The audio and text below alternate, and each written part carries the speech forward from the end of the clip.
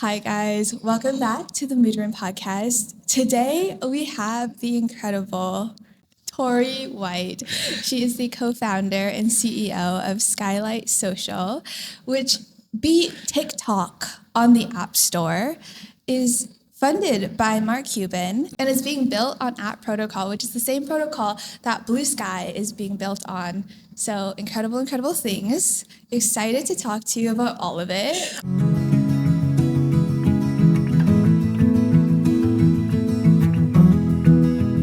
Skylight is a video app built on the same open social protocol as Blue Sky. So you can kind of think of it as if Blue Sky is Twitter, Skylight is TikTok. We really see it as more than just a TikTok, though. What we really want to help create is communities. So think like video scrolling, like TikTok style video scrolling meets Reddit style communities. What does it mean to have like a deeper connection on a scrolling video app? And I guess like maybe some of our highlights. Started building in January, released the app in April, have since grown to over 340,000 downloads of Skylight, which is crazy. And we're just gonna eat the world now. We want to be the largest video platform out there serving creators and helping them build community. Okay, so I guess like a good place to start would be you took over the internet and the App Store basically when you first launched Skylight, and you just went for it. And it's so funny because when I was first looking at it, I was like, oh my gosh, like Tori, like the Tori I know. And I was like, okay, obviously, like no surprise, but you would think that it would be some giant like Google or Apple making it. But then it's Tori and Reed from the Internet Development Studio. Wait, gas us up. Yes. No, it's incredible. It's like David and Goliath, and like you're David. This is the things you can do when you're angry. Because I started this because I was pissed. Because I was a content creator on TikTok, and TikTok was about to get banned, and I just spent like months working to build up my audience and start having deal flow, and was feeling so good about it. And then they're like, oh, actually, we're going to ban this. Why am I getting banned with a corporation is really how I felt. And so that's what sparked it. So really the moral of the story is just get really angry and then start a company using that anger. That's wow. Like, I feel like we need more companies being built out of anger. That I keep saying this. Yeah. Just get filled with rage. Yeah. And then build. Like, are people not angry that the Wi-Fi is not as fast as it could be? Why are we all using Comcast? Yeah. That's the true monopoly. Why do we not have flying robots yet? Someone call these people in power and tell them, stop buying TikTok, stop ruining our platforms, and start doing things we need. Yeah. Like flying robotic cats or something. Yeah. Harness your anger. Harness your anger. That is to all the women out there. Harness your anger. And then build things. Yes. Build things. So good. So let's maybe I want to know more about you and your journey, because I feel like it was just like, boom. And like one day it was just like, one day. Everyone always, it's like, wow, it's just what do they call that when someone comes from nothing? You know what I mean? Or like it feels like they burst onto the scene, but then when you look back at it, oh no, they've actually been grinding for 10 years or whatever, right? Fucking miracle. It's actually crazy that I made it. You know what I mean?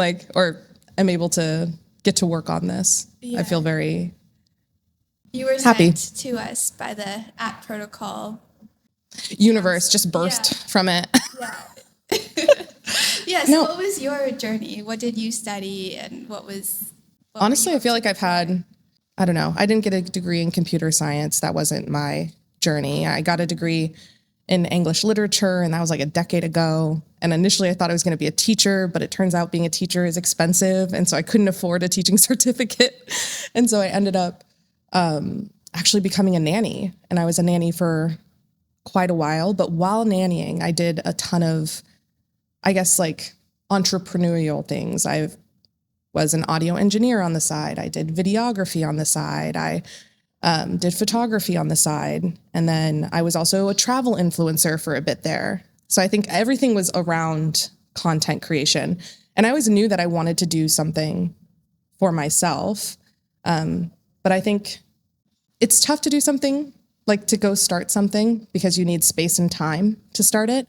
And I think that most of us don't have the luxury of space and time. So I think that's what I did with like my 20s is I worked really hard and saved a lot of money in order to give myself space and time to maybe try a few things.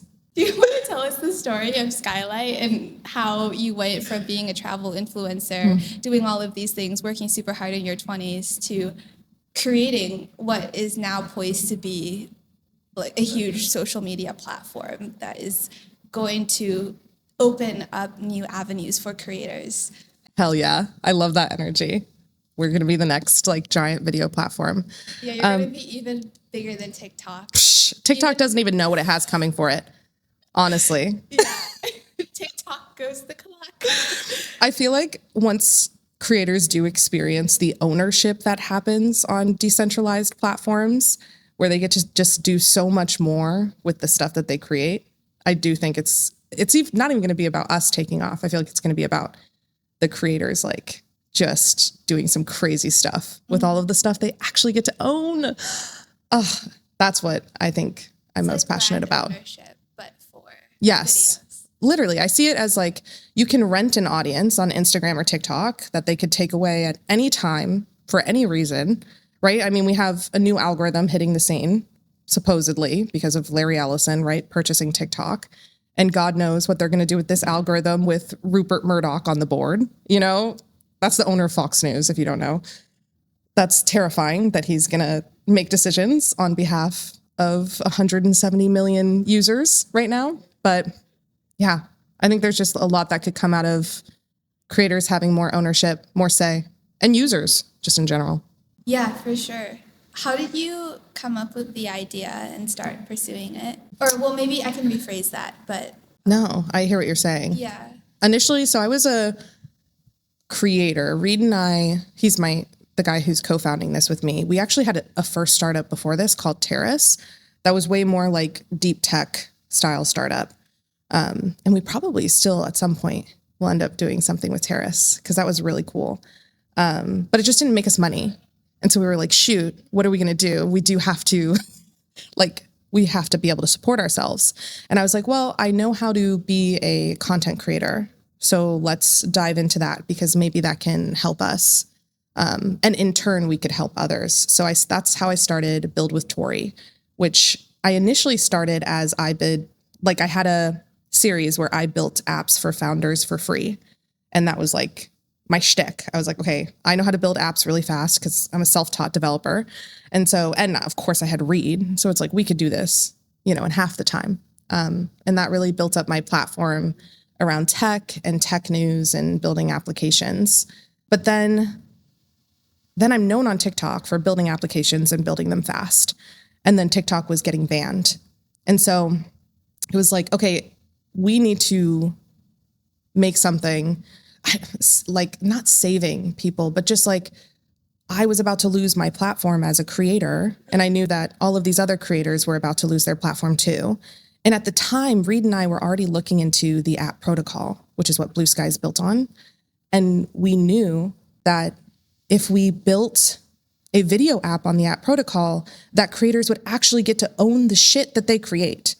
And that's what I wanted at that moment was I wanted ownership over this like tens of thousands of people this audience that I had built up that cared about me and I cared about them, right? Like I'd been taking meetings with people and I just wanted to have more ownership over that. And that's what sparked the beginnings of Skylight. And I kid you not, within that week, okay, so we start building, we're like, we're going to build this. We're going to save the internet, right? We had this like passion. It was like maybe 2 days later that a video comes up. It's Mark Cuban saying that he wants to invest in a TikTok built on the app protocol. No way. The timing. The timing was actually scary. Did you manifest that? I pretty sure I made that happen. Pretty sure. So incredible. Mark might have had something to do with it, but I think it was us. So good. Okay, tell me what the process of building it was like, especially in the early days when you were just starting to Oh do my God. this for real. Reed basically moved into my apartment for the first 3 weeks, and we did nothing but eat, sleep, drink Skylight. We worked night and day on trying to get this MVP done. And the MVP was I'll try and give you videos of it, but it was so bad. Like, it was just, you literally could just swipe, like just swiping videos. You know what I mean? That's the addicting part there. Right? That's the main thing you gotta What more do you need? And then you could there was a profile, but I think you could just see your picture, and that was it. Like, that was. And then we released it. We were like, get on there, guys. Oh, and I don't even remember. It's crazy now because we have had a ton of people download Skylight, but at the beginning, I just remember being like, oh my God, like 10 people have downloaded it. That's so good though. Yes. That's like 10 people. Like, if we had 10 people in here, it would be a party. That's what it is. I always think about that. I mean, especially at the beginning of your content journey, whoever you are, and you get like 100 views, and it feels like, oh man, look at these people with millions of views. And it's like, no.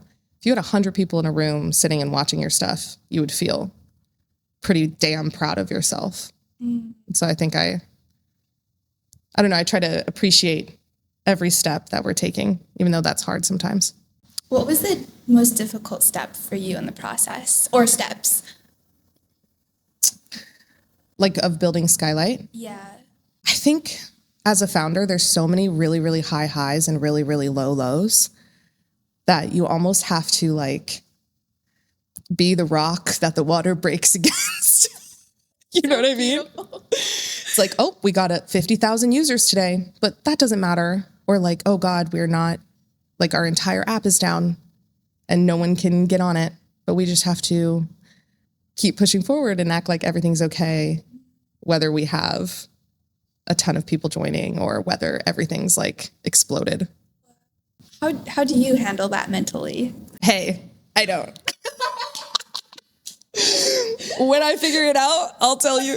No, I would say, honestly, that I am someone that like beats themselves up almost, where I'm like, oh God, like I could have done this yesterday. I could have done that. I would say of the two of us, like me and Reed is the one that is, I don't know, incredibly level-headed and is like, hey, we don't have to get everything done in one day. We can have space and time. If you need to take a day, you need to take a day. Wow. And you shouldn't feel shame or guilt around that. I feel like I've learned a lot from Reed about how to stay centered during these ups and downs. Wow. Shout out to Reed. Go follow Reed. Seriously. His Blue Sky, his Skylight, hilarious. Everyone should go follow him on, I guess if you follow him on one, you follow him on the other. So go follow him. Wait, how did you guys meet? Reed and I met in college, actually. We were doing an internship that was absolutely a pyramid scheme where we did like door-to-door marketing and had our own painting business or whatever. Oh my God. It was truly, if you can do door-to-door marketing, I think you can do anything, because there's nothing worse than knocking on someone's door during dinner time and them like putting their dog on you and you having to like run away, compose yourself, and go to the next house. Horrible. Wow. Much respect. Do you have any other things that you think you had to do to prepare you for what you're doing now? I don't know that I have anything specific other than just the doing of the thing. Like, I think we all beat ourselves up like, oh, okay, we're not doing enough, or I should be, again, you just always think that you should be doing more. But I feel like truly the difference between someone who hasn't done it and someone who has is just the doing. Like, if you did a little bit today, then you're already ahead of everyone else. I mean, what is the statistic for like content creation where it's like 2% of the people who consume content on a platform are the people who post it? That's so crazy to me. Because you go online and it just feels like everyone's there. It feels like everyone else has their shit together too, exactly. Right? Yeah. But it's like, even if you're not posting 3 videos a day at, the exact correct time or whatever, if you're posting at all, you're already part of a pretty intense minority, I would say. Yeah, like maybe we can talk more about content and what your experience is in it. Can you talk a little bit about what it was like for you as a content creator starting out and anything that you did that felt like really good to do to be part of that community or to start becoming like having that feeling that you are a content creator versus I don't know if you ever experienced imposter syndrome, but I guess like just Still, every day of my life. Like, oh God. Okay. We can go through your content journey. Like, when did you start? What were you posting? Yeah. Did you have like a schedule? What was that kind of like? No, I would say that I'm so bad about, if I try to schedule myself out, then I just crash. And so it's like when I get inspired, I'll make 3 videos and then I'll post 1 a day. Oh, that's Yeah. smart. I feel like work around your own, what ends up being healthy for you. Don't follow all these gurus who tell you you have to post 6 times a day at 3 a.m. and 2 a.m. And you're like, okay, calm down, Jeff. You know, like this is not it. I would say what I always tell people when they're starting their content journey, I say, block everyone you need to block. I don't care if it's your mother, your grandma, your dog, block them. Okay. Protect your peace. And then just start posting. And your audience will usually tell you what resonates with them. Because one will have, more views than the other or whatever. One will end up sticking more. Did starting to post impact your life in any way? Like, did it change how you see the world or how you see yourself? Or like, what was, I guess, like beyond likes or sponsors or brand deals, what's the incentive to post? I feel like now it's been a lot of the connections I've made outside of the platforms. Like I have met a ton of people because of TikTok and initially Instagram, but now TikTok and now Skylight. I am meeting, like actually taking meetings with people who are creating or doing their journey and have this dream of building, usually it's community based, right? Like they're like, oh, I want to build this niche around tarot or something that they're passionate about. And I'm like, damn, that sounds so cool. Like you should definitely do that. And I think meeting people in person is so, getting on Zooms, which is crazy to say because I actually do hate a Zoom meeting. I would prefer an in-person coffee, but meeting people in person has been pretty rewarding. Like you. Yeah. I think we met in person too, but then I think Yes. we also, like, I see you on my feed and I'm like, oh my gosh, I'm in the right I place. see you on my feed and I'm like, kill it out there. Every time I see it, I'm like, oh my God. And you know what? Actually, I do feel like you have such a good style. Like your style feels so fresh. And I love the, like, what is it? What are those called? The time lapses that you do. And this, like, you're talking over the time lapse. I love it. Oh, low effort. You have to sit there for hours. It's true. And then you have to edit it. Okay. Content creation is the opposite of low effort. That's true. That shit. Yeah. That shit's hard. Low effort is actually like really high effort. It's like those like influencers that are getting out of bed looking flawless. But yeah, actually, like what advice, or maybe not advice, but like what would you have to say for someone who wants to get into content? But I know a lot of people are really shy about it, or they might care a lot about what others think, or they just feel like it's not them, but they also feel like they are the main character of their life, and maybe they do want to start creating and sharing something with the world. What would you say to them? I would say, yeah, you are the main character of your life. Don't let anyone tell you any different. And then I would say that the biggest thing I could say is that it's normal. What about you?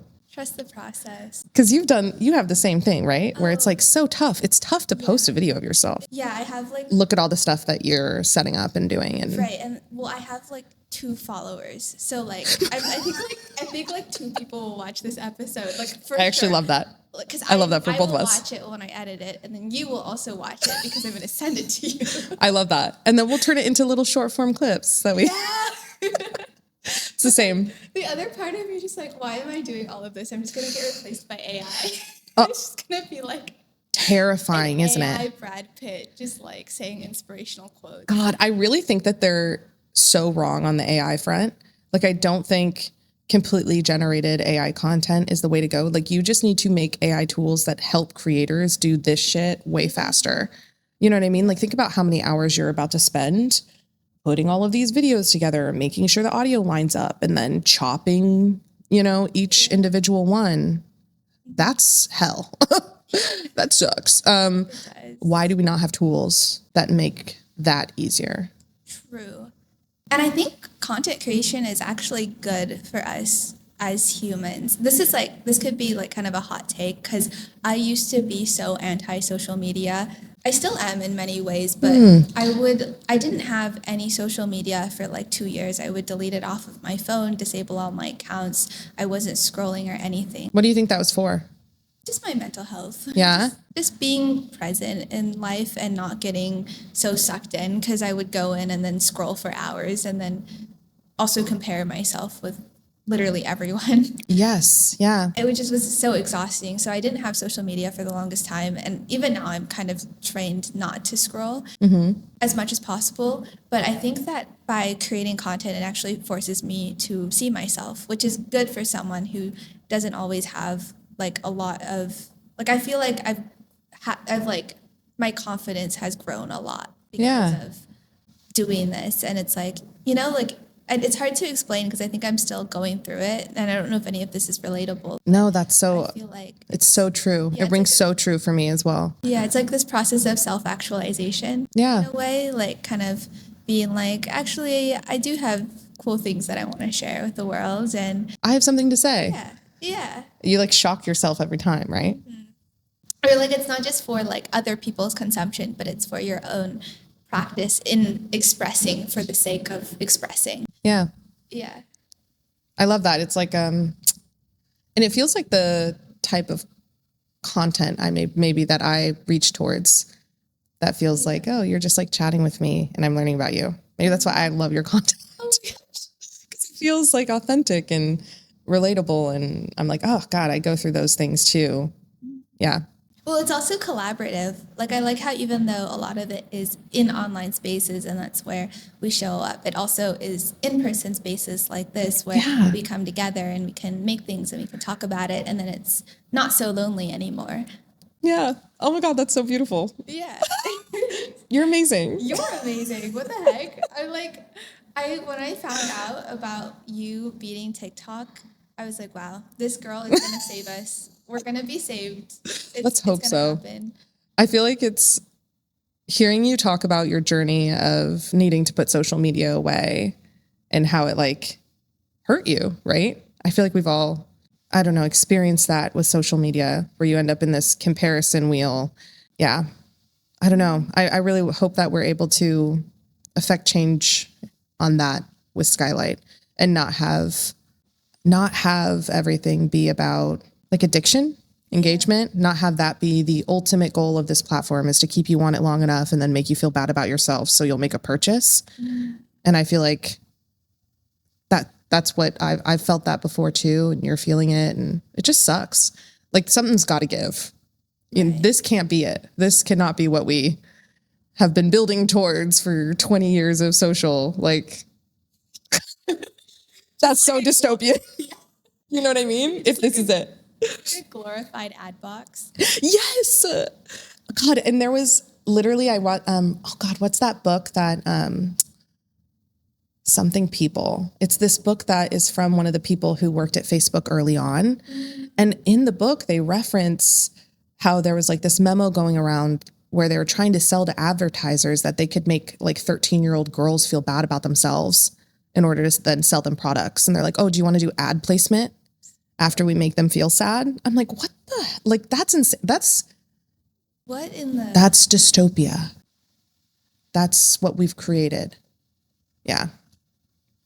I don't want to create that, just so we're clear. That's not the goal of Skylight. Yeah. So important. God. What are some other struggles you've had in terms of creating content or building Skylight? And how did you push through them as the strong character you are? Strong and capable. Just super strong, super capable. Actually, I've never had any struggles. It was perfect the entire time. Super easy to be a founder. Highly recommend it. everyone should do this. Quit your job now. Quit your 9 to 5. Yeah. That's like a whole niche too, but. Who was I just talking to? Court. Court is the creator of this founder community called Founder Nexus and one of the co-founders of DocuSign. And so I want to give this credit to him for this quote, but he said something that really stuck with me as a founder, where he's like, founders are walking around covered in basically like grenades or bombs, and all of these different bombs are their decisions. And you're like just waiting for one to blow up.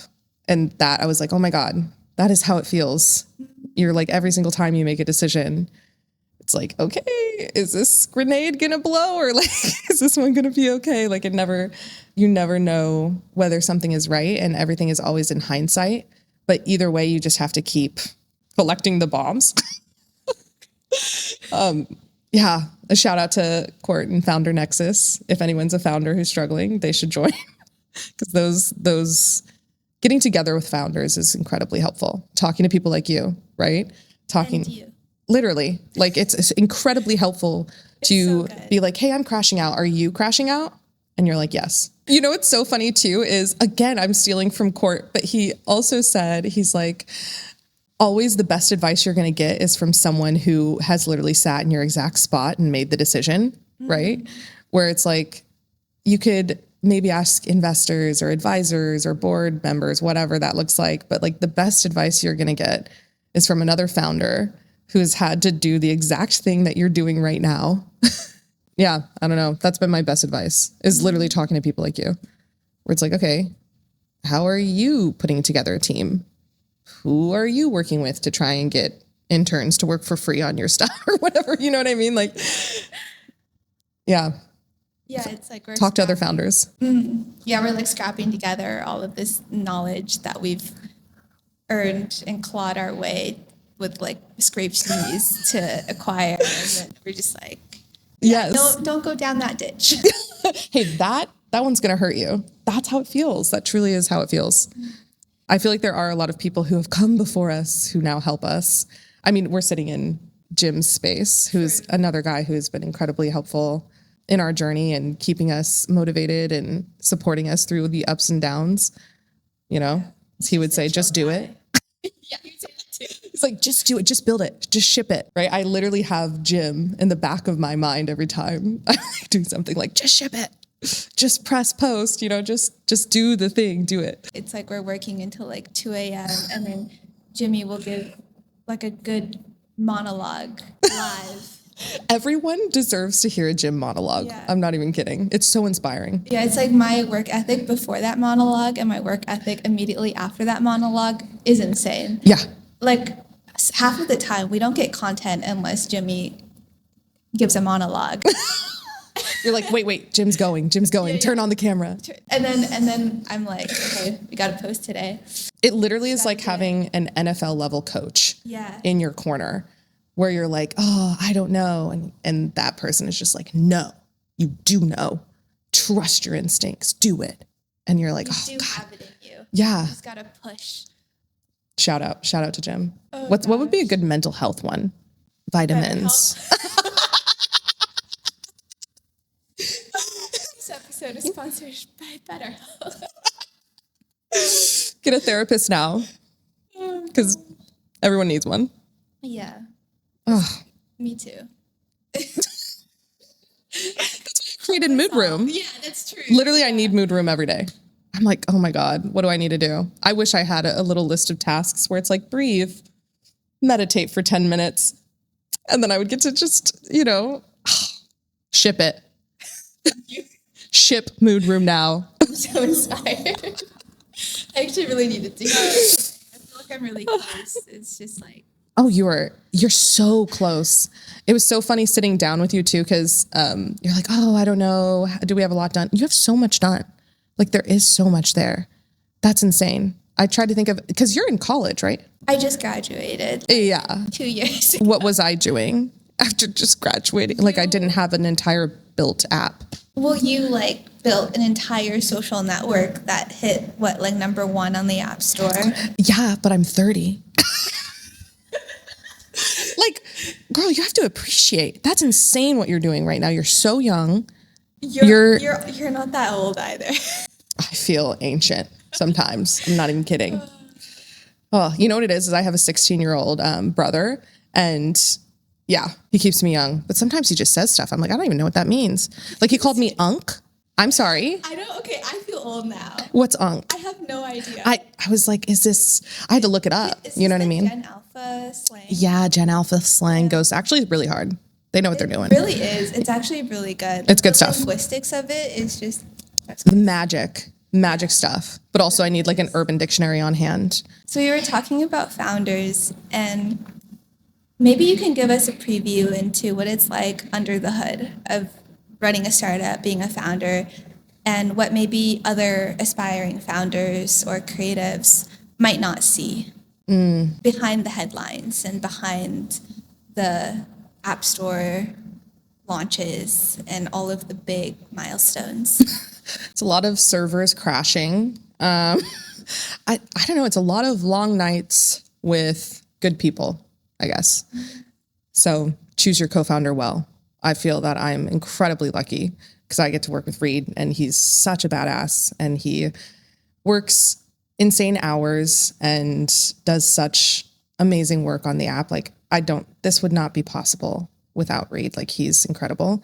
So I think like choose good people, and then, but yeah, it's going to be long hours, really high highs, really low lows, and you have to try and stay level. But I feel like it's the people around you that keep you level.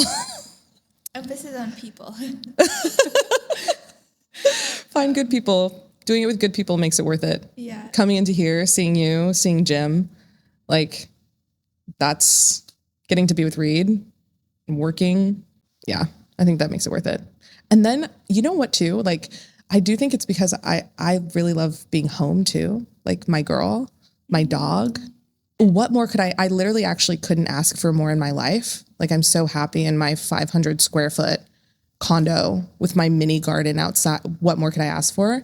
And so I think, like, I don't know. I feel like I truly get the best of both worlds, even though I'm constantly crashing out over whether or not we're going to be able to make this happen, because I want it so damn bad. Like, I feel like it's something that really needs to happen.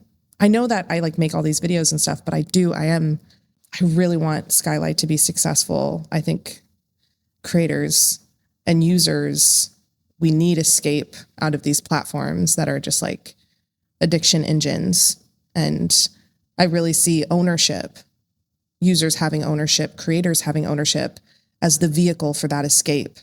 And yeah, I really hope we're able to make it happen. We're doing all we can. What have you had to sacrifice along the way in order to do this? I guess kind of money, right? Like there's no ads on Skylight. We're not making money on this thing.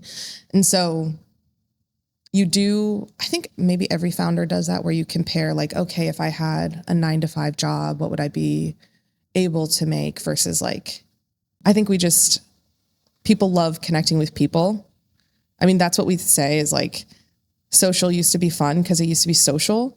I mean, I don't know, you're younger, so I don't know if you remember like the days of AOL or MSN Messenger where you're just like texting random people, and I don't know, it's the connections that you make. But I think the future of content is going to be still around content creators making cool stuff and all of us being like, holy shit, look at what that human did.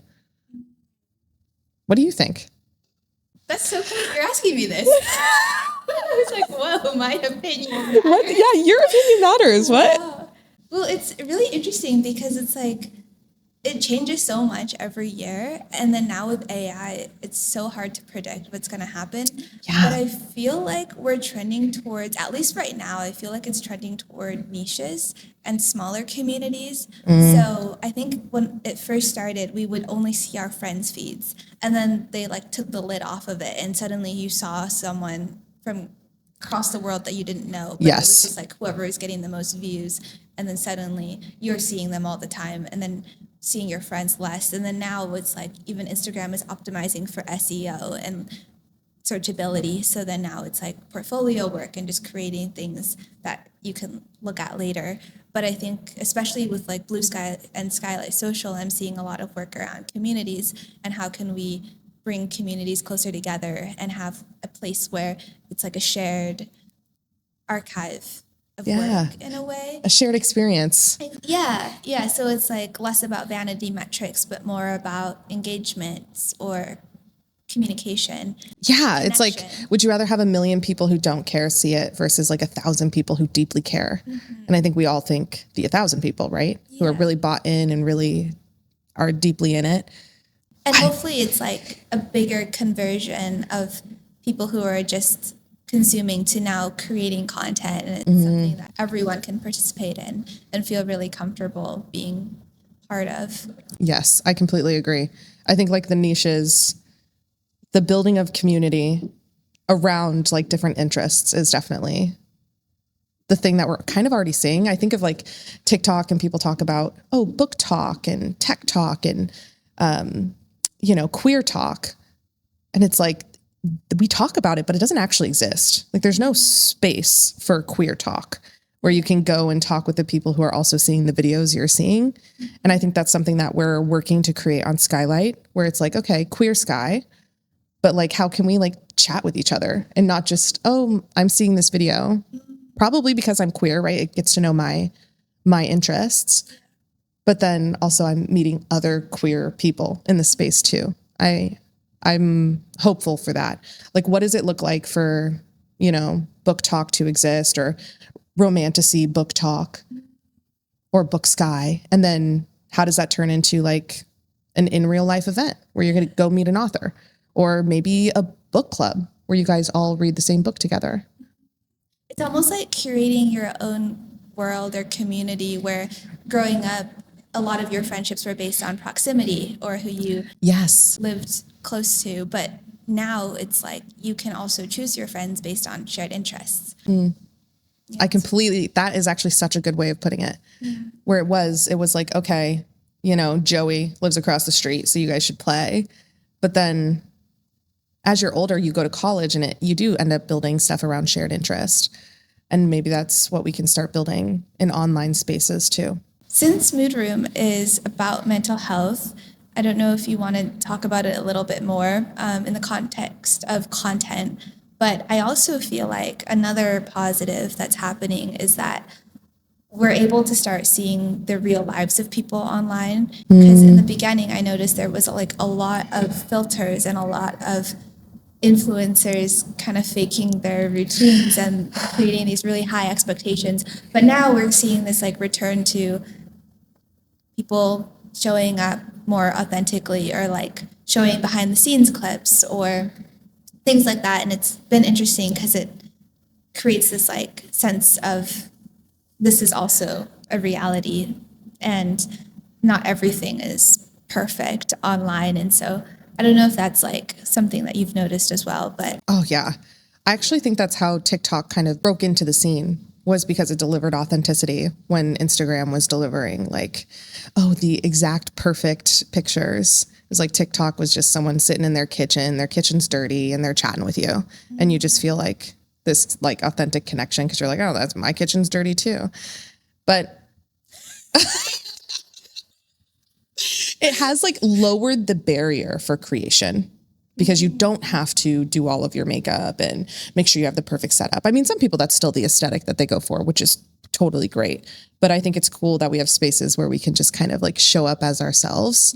And I think it ends up being better for content creators, like the mental health aspect of this. When you give creators all of these hoops they have to jump through, posting 5 times a day, make sure you're doing XYZ, and, you have to have all of these tools. And, by the way, we're going to make it really hard for you to even grow an audience or find your audience, or, we're going to make it hard for you to help that audience find you elsewhere, right? Because usually as a content creator, you're like, you don't just want this person to watch this 1-minute video.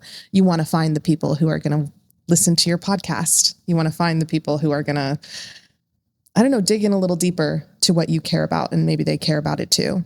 And so I feel like that's that's the thing that we're trying to work on is like, okay, how do we help content creators create community in a way that's sustainable? And you know, what's interesting is like, this doesn't even come into like include things like healthcare, you know, like we think of mental health. As a content creator, if you're a full-time content creator, you have to pay for your own insurance, but how are you seeing a therapist? Are you even able to afford healthcare for yourself? Can you even have space and time to think about your own like mental health?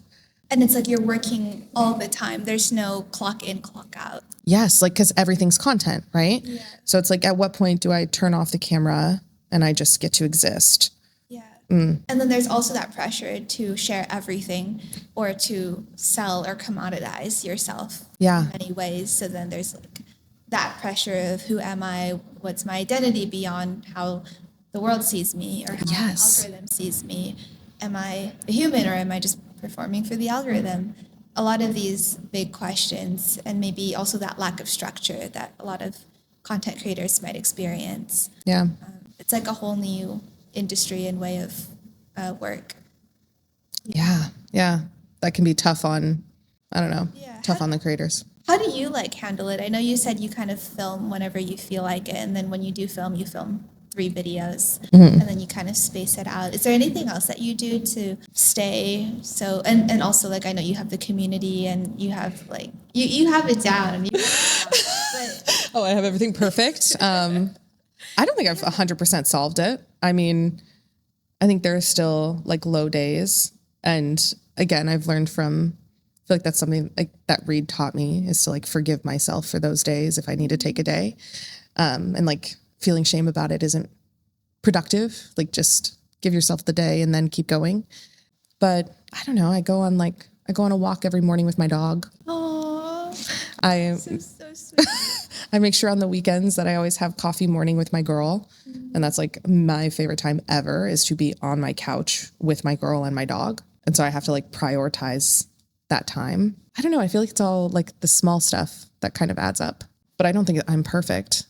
The suffering is a part of the journey or whatever. Yeah. But also like, I feel like this is one of the most fun and exciting things we could be doing. So. It is very exciting. Like there's the highs are high, the lows are lows, but at the end of the day, it's exciting. And it's cool because again, get to meet people like you who are doing the same thing, right? Like you're doing content creation, you're building a business at the same time, you're like managing a team. So it's cool to be around people who are doing the thing too. Yeah, it's inspiring. Yeah, and it like pushes you to also become a better person. Yeah, how could I sit here and not make a video if you're going to create an entire podcast and I'm not going to do a 30-second video? I'm like, oh God, okay. Like I see you set up to film and I'm like, okay, I got to get up and I got to do it too. Oh no, but that's how I feel about you, because you post like every day. It's so honestly, I've been so bad the last 5 days because we're trying to do like a big push on the product.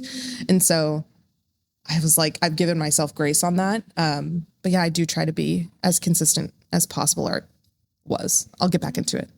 Do you ever suffer with any of the following?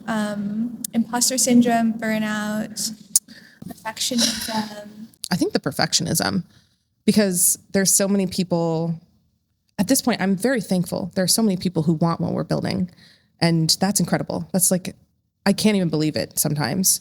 But then I also feel like, oh God, like I let them down if I don't deliver on the thing. But then I have to remember, like, we're 2 people, we're just humans, and we're trying to do this thing in the face of these literal billionaires who are pouring money to try and like stop it. Right. And so I don't know. I have to like check myself sometimes where I'm like, oh my God, why haven't I built this feature that TikTok has? And it's like, I don't know, maybe because TikTok has thousands of engineers. Calm down, woman. You know what I mean? Which I'm sure you completely understand too. Cause like, I feel like, so we're doing an app and we're using Expo, which allows us to do like Android and iOS at the same time, which is awesome. But when you showed me your app and you're building a game, and that's completely different. Like I was like, oh my God, like I didn't even think about all of the things that go into creating what you're creating. Like that's I'm thankful that we're doing like a social app, because yours is like, there's so much stuff to build. Like you have to build every piece of furniture. You have to build, like, I don't know, every little thing that someone sees or touches on the screen. And then you have to be able to move that thing around. Yeah. I'm over here, but then I also can't complain because then you're over there like, you've got Instagram, TikTok, YouTube Shorts. That's it. Facebook. We just have some of the largest companies in the world that we're facing off against. So it's going to be easy. Yeah. It's going to be easy, Yeah. All you have to do is like for an hour every day, you just go on each of the platforms and click not interested or like show me less. You suck. I just write reviews all day. TikTok sucks. Or just go through every like video on the other platforms and just have like a link to Skylight. Guys, just like every single person that's ever asked. Manually funnel users. Which low-key you can't even post links. So crazy. Oh, screw these other platforms. Wow. They don't want us to grow. Which actually, okay, wait. Yeah. Makes sense. Okay. I feel like what you're doing is really good. And I think people will see that you're creating it with love and care. And I hope so. yeah, it's a good place. And it's coming from a good place. I hope we get to keep that. I know it is one of those things where I'm like, I'm actually happy that I'm doing this in my 30s because I do feel like I have such like a lovely home life. And so that like keeps me centered, I think, when this shit is blowing up. Actually, okay, what were the biggest lessons that you learned in your 20s that you would tell your younger self? At least people my age. We grew up watching MTV Cribs, and having like these ideas of what it is to be happy. And that idea is a yacht, a private jet, a fat house, and a wife with a big ass. And like truly, like that's what is like put out there. And through the people that I've met, the amount of traveling I've done, and the amount of people who I've met that are well off, I think I've learned how well off I am, because I have like the most incredible partner. Like Cameron is the greatest thing to ever happen to me. And I have like such a cute home, and I have like the most adorable coffee mugs. Like I have the funniest friends, and we get together like at least once a week to just chat and drink wine. And I have an awesome family. Like I am so incredibly lucky. And I think experiencing all of the things I did in my 20s made me realize how much those were not actually the things that mattered. And that like sitting on my couch with my girlfriend is actually, or I guess fiance, is actually the greatest thing to ever happen to me. And so the rest of this is just like gravy on the biscuit. Yeah. It's like figuring out what really matters. Yeah. And creating your definition for success. Yeah. I think like if you're in your 20s, find good people. Just find good people and be around those people. And that's, I think, what matters. But then you know what? I don't want to trivialize, like through my 20s, I became financially stable. That does incredible things for your mental health. I wish that everyone could just feel financially stable. I think everyone's hurting right now, especially in America. Like it's tough to live. And there's so much joy that comes from just like being okay. Like having a place to live and knowing you can have food and your water and electricity is on. I think to maybe close us out, is there anything else you want to share with the world, our 10 million? I guess I would say if you're joining Skylight, message me. Come hit me up. I want to follow you like really bad. And if you're watching this somewhere and there's a video somewhere, put your handle in the comments. Like I'm for real. I want to follow you. I feel like I follow so many creators now on Skylight, and it brings me so much joy to see all of their videos. And hopefully we're able to, create a cool, fun space on the open social web. For sure. She's a real one. I would take her up on that. You're a real one. Oh my gosh, thank you. I think we're both not AI generated, so that's good. Not yet. Not yet. You know, Yeah, we're real, literally. real people so far. Yeah. Well, I'm so happy we did this. Me too. Thank you so much. Yeah. Thanks for whoever's watching Yeah. too. Okay. Bye. See ya.